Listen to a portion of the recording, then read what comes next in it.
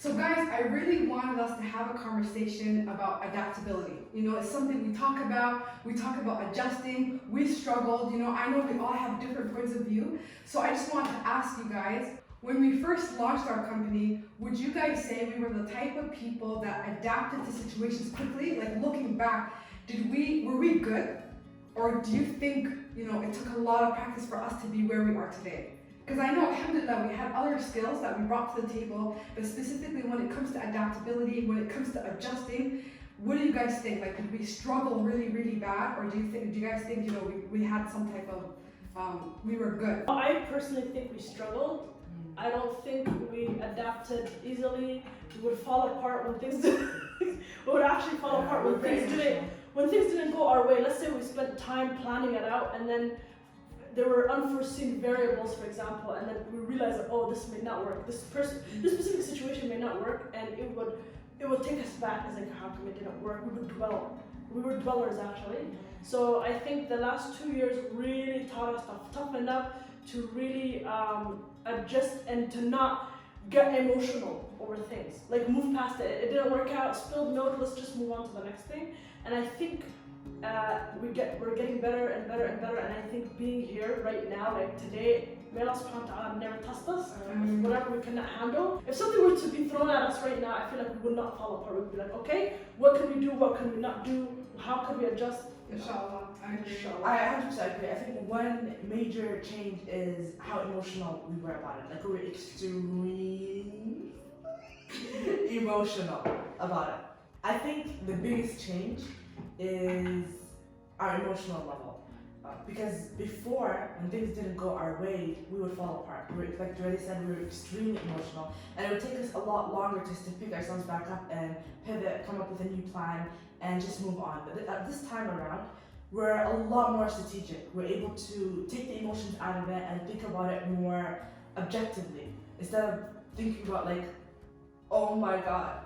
Like, instead of thinking about the time wasted or just all the emotional labor that went into said plan or the thing that didn't go our way. But now it's like, okay, clearly this is not working out.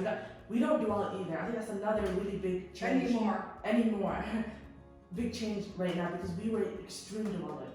I think it would take like 2-3 weeks of dwelling, 2 weeks of emotional meltdown, and then we'd be able to like build ourselves back up. And now it's like we don't dwell on it anymore and just pivot right away without going too deep into the emotions.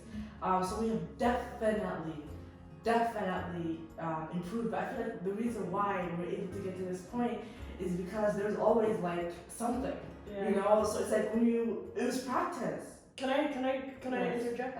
I would say the last 2 years, it was training. It was the biggest training of our life because we were tested a lot. Unforeseen circumstances presented itself often, and it would really knock us most like it would steer us off. For example, we have a plan, we're saying, okay, we're on this plan, and then something would happen and everything would fall apart and we have to deal with it. And I feel like looking back now, that served the purpose. And the purpose is served is like life will not always be smooth. There's going to be ups and downs, there's going to be things that are going to happen to you personally, there's going to be death in the family, there's going to be all sorts of weird things. But you have to learn how to maneuver through that. And I think the biggest thing we learn is to rely on Allah subhanahu wa ta'ala. I think if I could say that we learned one thing from those 2 years is have tawakkul. Like Allah subhanahu wa ta'ala has a plan, you have a plan, and put your trust in Allah subhanahu wa ta'ala, and always say, one of the things we learned to say early on is, oh Allah, guide our actions. Oh Allah, guide our actions. So we would plan, we would say, oh Allah, this is correct, and guide our actions. And then obviously, when it didn't go right, it took us a while to say, you know what, it wasn't khair. Let's do something else. So I feel like that really like trained us, because now when we kind of like list all the things that went wrong, all the things that happened, but now we're stronger because of it. Now it's like we can even help people say, okay, you know what, you're gonna go through this, there's a lot of things that were unexpected, because there's things that we expected, we even talked about it, it's like, okay, what, we try to plan for the future and we really can't, Allah subhanahu wa ta'ala plans, you plan. We talked about like what drawbacks could we experience, what type of tests could we go through, and we genuinely we racked our brains and we kind of start talking, like, okay, this could happen, that could happen.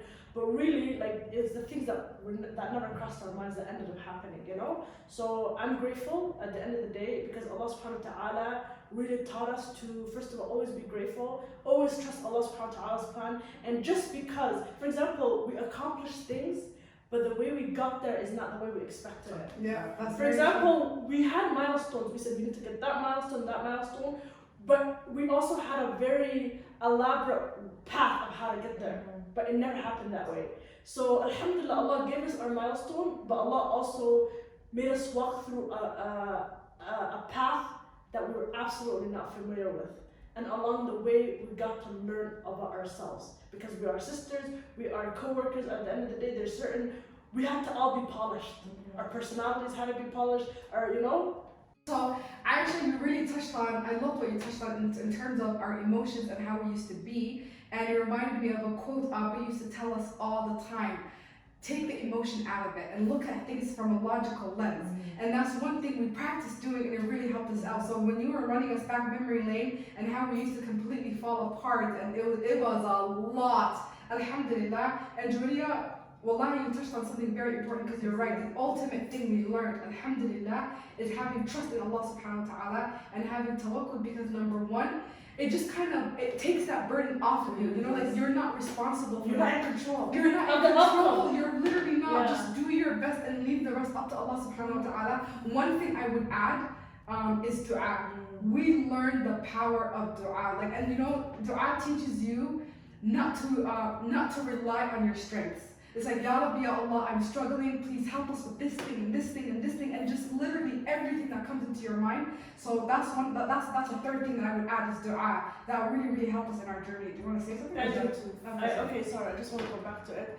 I noticed that we kept getting tested in the same area, and until we finally got it. You're not in charge of that outcome. Exactly. That's it. We had to do the work, but not be obsessed with how the outcome would be. So I feel like until we learned that lesson, that was a reoccurring test that we were getting. So finally we said, you know what? Oh Allah, we'll put the work in. You take care of the rest. And that's like on everything in life. When we realized, not just like you tell yourself something, but deep down you might not fully believe it. And that is the thing with control. And I think it's just a human thing is we think that we have control of things, right? And I feel like that when things don't go our way is because in the back of our mind we thought we had control of the outcome, right? Because if you didn't have control, you'd be like, oh, it's not my fault. It's not like that's just like, you know, it has nothing to do with me. Yeah. So and then alhamdulillah, like Juweria, you said we kept getting tested in one area, and that area was the control aspect. Yeah. We literally had to fully 100% believe we don't have control over anything. And we say tawakkal, but believe it with our entire being that And actually act on it. act on it that Ilahi has control, and all we can do is make dua and put the work in. and put the work in. Just put the work in. The rest is up to Allah subhanahu wa ta'ala. That was literally that when we changed our mindset and said put the work in, the rest is up to Allah subhanahu wa ta'ala. Everything really genuinely changed for us, and our mindset changed because now it's like, okay, we put the work in. Things didn't go as planned. What did we learn from this? That's now it became, instead of trying to fix it or salvage it or figure out what was wrong or where we went wrong, now it's what did we learn from this?